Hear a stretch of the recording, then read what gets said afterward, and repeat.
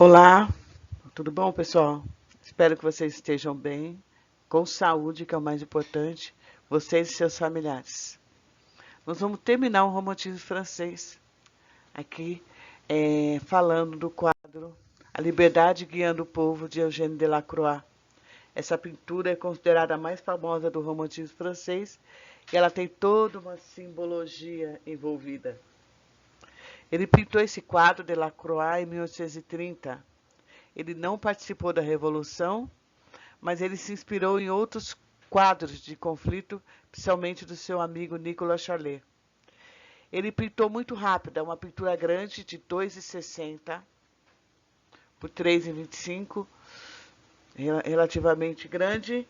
Quando ele expôs lá em Paris, em 1831, o quadro perturbou as pessoas que o viram, porque o povo conhecia as histórias, conhecia os seus personagens, eles se identificaram, se perturbaram. Então, o Estado comprou o quadro dele, devolveu para ele, pagou 3.000 francos, falou: olha, guarda essa pintura.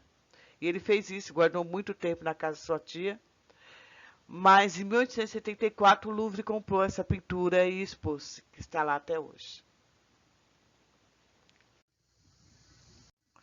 Vamos falar de cada liberdade. Vamos começar pelo personagem principal, central, que a gente pode dizer, né? Porque todos são importantes, que é a liberdade. A liberdade ele a fez como se fosse uma mulher do povo. Como é que eu sei? Pela roupa, pelo pé no chão. Olha o braço robusto dela, de trabalhadora. Ela tem pelos debaixo das axilas também. E essa mulher do povo que ele representou como liberdade, ela empunha na sua mão direita a bandeira tricolor da Revolução Francesa de 1789. Esse símbolo da bandeira, ele simboliza como se o povo reconquistasse o seu orgulho após a restauração da monarquia. Na outra mão, como vocês podem ver, ela carrega uma baioneta, um mosquete, uma arma típica da Revolução. Na cabeça, ela tem um barrete, que é um gorro, símbolo da República Francesa. E ela tem os seios expostos. Segundo Delacroix, significa coragem, virtude inerente à liberdade. Ninguém pode ter liberdade se não tiver coragem. As cores que ele colocou aqui, ó, vivas na bandeira, são as cores que estão mais ou menos em todo o quadro. Só que ele iluminou. Lembra que eu falei que o romantismo trabalha muito com luz e sombras? Ó, a luz para o destaque, as sombras para aquilo que a gente não quer ver muito. Olha. Olha o céu, como é que ele fez. Né? Todo iluminado. Ao fundo ele colocou aqui, ó, iluminado. Eu não ia falar disso agora, mas vamos lá. A Notre Dame, que é o símbolo cultural de Paris. Se alguém se lembra daquela fábula do Corcunda de Notre Dame, vai se lembrar. Vamos agora, do lado direito dela, a gente tem o burguês. Significa o patrão que está junto com o povo, embora ele esteja usando o povo como apoio para conquistar o seu espaço. Aqui à esquerda a gente tem a criança que eu acabei de falar. Ele era muito amigo de Victor Hugo, os artistas eram muito amigos, né? Victor Hugo é o que eu falei, que fez Les Miserables. E eu até falei para vocês, se vocês pudessem, assiste ou o filme, tem o antigo, tem o novo. Também tem o musical e tem o livro. Né? Se vocês puderem fazer um dos três, ou assistir os filmes, ou o musical, ou ler o livro, vocês vão entender. A criança sempre trabalhando junto com os pais. Ela tinha duas opções. Ou ela se prostituía na menina, ou ela roubava, ou ela ia trabalhar. Se o pai trabalhasse 14 horas, trabalhava junto com os pais, estava ali junto. Isso aqui foi uma homenagem que ele fez ao Victor Hugo, colocando o personagem Gravochy, né? Atrás do burguês a gente vê o trabalhador. Ele está do lado, mas ele está um pouco atrás.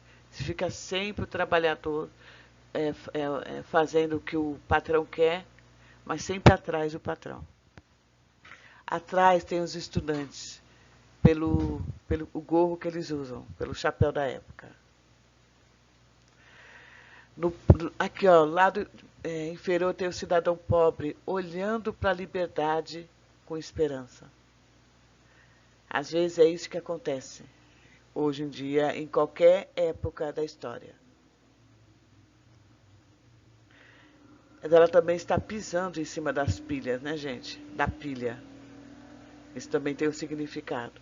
Que às vezes, para você conquistar a liberdade, você tem que pisar em cima dos mais pobres para que a liberdade seja conquistada.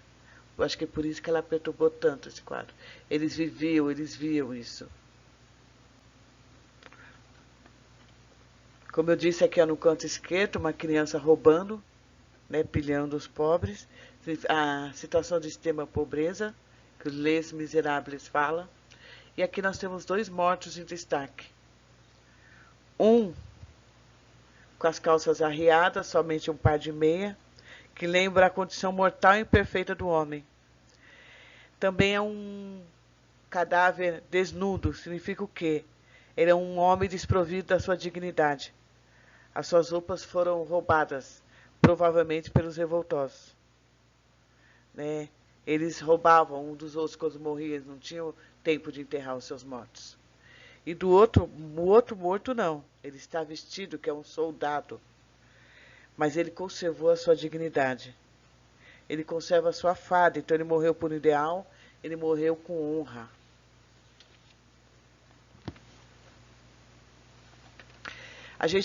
Por que perturbou tanto esse quadro também? Porque as pessoas entenderam que elas estavam todas lutando umas contra as outras, mas muitas dessas pessoas eram seus vizinhos, eram seus amigos, eram seus parentes, os seus conterrâneos, né?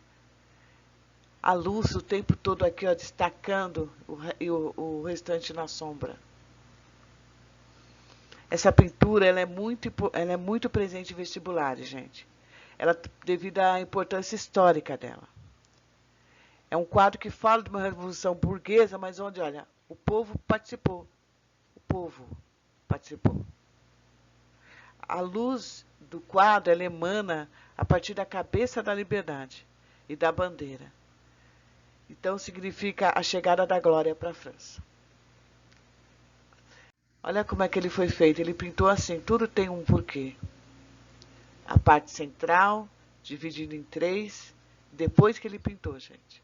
Então pensem nisso quando vocês forem fazer o trabalho de vocês. Colocar mesmo uma métrica, como a gente pode dizer na pintura. Divide ela, faz ela direitinho. Não só desenho por desenhar. Agora vamos fazer uma atividade para vocês fazerem nesse tempo que vocês vão ficar em casa. É uma atividade baseada nessa pintura que a gente falou. A Liberdade Guia do Povo, de Eugênio Delacroix. É para vocês criar uma pintura baseada nos dias atuais, mas que tem esses elementos que a gente acabou de falar. Coloque os elementos que você escolher como importantes em primeiro plano e os outros em segundo plano ou na parte inferior da pintura. Né? Tenta fazer isso, mas escolha você. Olha os destaques dos elementos. A importância da liberdade, a luta por ideais, os símbolos culturais. No quadro de Delacroix está inserida a Catedral de Notre Dame.